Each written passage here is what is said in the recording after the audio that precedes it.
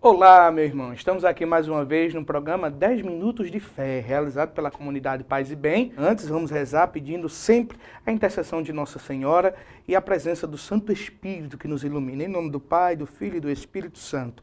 Vinde, Espírito Santo, e enchei os corações dos vossos fiéis e acendei neles o fogo do vosso amor. Enviai, Senhor, o vosso Espírito e tudo será criado e renovareis a face da terra. Oremos. Ó Deus que instruísse os corações dos vossos fiéis com a luz do Espírito Santo, fazei que apreciemos retamente todas as coisas segundo o mesmo Espírito e gozemos sempre de suas consolações. Por Cristo nosso Senhor.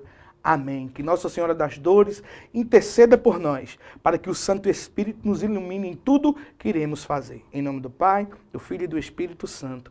Amém. E nesse terceiro programa, nós queremos abordar um pouquinho sobre a Sagrada Tradição. Já nos 2 primeiros programas, nós trabalhamos um pouquinho a nossa fé católica na Sagrada Escritura, a questão da sola Escritura, porque não só as Escrituras. E eu falava que a fé católica, ela traz também no seu eixo, em um dos seus pilares, a Sagrada Tradição. E eu dizia que a igreja, na sua gênesis, a igreja que começa em Pentecoste, ela durante muito tempo, ela foi dirigida, ela foi sustentada, ela foi doutrinada pela tradição, ou seja, por aquilo que os apóstolos receberam de Jesus e transmitiram aos seus sucessores. Porque a Bíblia Sagrada, e eu dizia, e aqui eu repito, talvez você não viu os primeiros programas, eu até indico a você a entrar aí no nosso canal e rever os programas anteriores, para você ficar por dentro do que a gente está trabalhando nessa catequese, nessa apologética. Eu dizia que o primeiro livro do Novo Testamento, que é comum a todos os cristãos, ele foi escrito 50 anos depois da fundação da igreja, que é o livro de Primeira Carta de São Paulo aos Tessalonicenses. E eu dizia que o Novo Testamento, ele demorou, em média, mais de 200 anos para ser canonizado, para ser sintetizado. E eu também dizia que existem inúmeros escritos contemporâneos à época, escritos na mesma época em que esses livros que nós temos como sagrados e que não entraram no nosso cano. Ou seja, existem mais de 28 evangelhos, existem mais de 116 livros históricos, proféticos, e que não estão na Bíblia Sagrada. E aí eu dizia, quer dizer, houve todo um processo para que essa Sagrada Escritura chegasse até nós. E enquanto isso não se dava ao certo, a igreja vivia de quê? Da Sagrada Tradição. E eu escolhi até um texto, e eu dizia, as cartas de São Paulo foram escritas antes mesmo dos evangelhos. Os evangelhos já traz consigo, já tem como luz, como pano de fundo, toda a teologia construída por São Paulo. E eu escolhi um texto de São Paulo, escrito aos Filipenses, na carta de São Paulo aos Filipenses, lá no capítulo 4, versículo 9, São Paulo escreve assim: ponham em prática, falando à igreja de Filipenses, o que vocês receberam e aprenderam de mim. Aí na parte B do versículo, São Paulo diz, tanto com as minhas palavras, ou seja, São Paulo está dizendo, aquilo que vocês aprenderam de mim e que não foi por carta, que não foi escrito. Se fosse hoje, São Paulo estava dizendo assim, aquilo que a imprensa não lançou, aquilo que não chegou por uma maneira, seja escrita, seja de qualquer outra maneira. São Paulo diz, aquilo que vocês aprenderam de mim por palavras, aquilo que nós chamamos de tradição oral, aquilo que acontecia, porque a escrita não era muito comum naquela época, era um povo mínimo que tinha a escrita. A igreja começou com pessoas pobres do campo, pastores, que não tinham conhecimento de escrita. E São Paulo diz, aquilo que vocês aprenderam de mim, tanto com as minhas palavras, como com as minhas ações. Veja, São Paulo aqui está dizendo que muita coisa que não está aqui escrito, mas que foi dito por ele, tem que ser colocado em prática. Aqui já dá para entender que a igreja na época era ela regida pela tradição oral. São Paulo usa muito essa expressão. Ele escreve a Timóteo dizendo, Timóteo, aquilo que tu aprendesse e recebesse de mim, confia a homens fiéis. Ou seja, aquilo que você ouviu de mim, transmita. Então, durante muito tempo, a igreja de Jesus Cristo, os primeiros cristãos, eles eram doutrinados por a transmissão oral, por aquilo que era falado. Porque a igreja durante muito tempo viveu perseguida e se reunia onde? Em casas, em porões, em cavernas. E ali o que era que acontecia? Aqueles que tinham contato com os apóstolos, com os bispos da época, recebiam a instrução e transmitia ao povo. E isso é o que nós chamamos de tradição oral, onde a igreja tem, a patrística, muitos escritos desses, em que nós embasamos a nossa fé. Inclusive, a Bíblia Sagrada, ela para ser canonizada, repito, se valeu da tradição.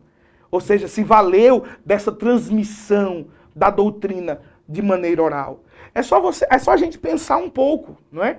Os próprios evangelhos, que tem como base, repito, a teologia de São Paulo. Então, durante muito tempo, a igreja viveu da tradição oral. Se a gente perceber, muito do que Jesus realizou não foi escrito. O próprio São João diz isso.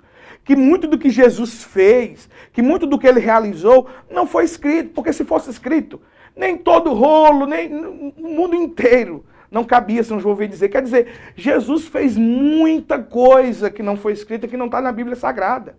Se você for perceber, muitas heresias acerca de Jesus nascem dessa concepção de terem somente a Bíblia como regra. Ou seja, nós temos, a Bíblia relata o ministério de Jesus. Jesus, já após adulto, começando o seu ministério. Mas a infância de Jesus não é narrada na Bíblia, muito pouco. É a adolescência, a pré-adolescência de Jesus, nós só temos poucos relatos, ele com 12 anos lá, no templo. Ou seja, daí nascem ideias. Durante esse tempo, o que era que Jesus fazia? Aí vem teólogos, pseudo-teólogos, dizendo, não, Jesus foi aos pés de Buda. Outros vêm dizer, não, Jesus, durante essa época, teve um relacionamento com mulheres. Jesus, ele era um tipo de traumaturgo. Quer dizer, tinha tanta coisa acerca de Jesus. E na época, as igrejas, as primeiras comunidades cristãs, elas viviam, elas tinham como regra, como base, aquilo que os apóstolos pregavam.